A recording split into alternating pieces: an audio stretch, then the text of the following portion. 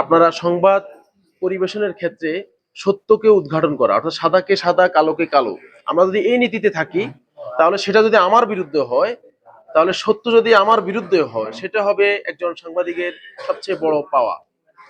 আমরা সম্মানিত সাংবাদিক ভাইদেরকে বলবো, আপনারা সাংবাদিকতার যে ইথিক্স এবং ভ্যালুস, এটাকে ধারণ করে আপনারা এই জাতির দর্পণ হিসাবে সমাজের সমস্যাগুলো জাতির সামনে উপস্থাপন করা, সরকারের সামনে উপস্থাপন করা এবং ন্যায় এবং ইনসাফের পক্ষে থাকা, হকের পক্ষে থাকা, সত্যের পক্ষে থাকা, এই কথাগুলোর প্রতি আমি আহ্বান জানাবো।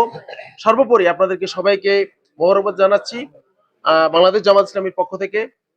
ইনশাল্লাহ ভবিষ্যতেও আমাদের যে কোনো পরামর্শ, আমাদের যে কোনো ভুল ত্রুটি আপনারা আপনাদের লেখনির মাধ্যমে, আপনাদের সাংবাদিকতার মাধ্যমে আপনারা তুলে ধরবেন, সেই আশাবাদ ব্যক্ত করে সবাইকে মোবারকবাদ জানিয়ে আমি আমার বক্তব্য এখানে শেষ করছি। আসসালামু আলাইকুম রহমতুল্লাহ বারাকাতুহু।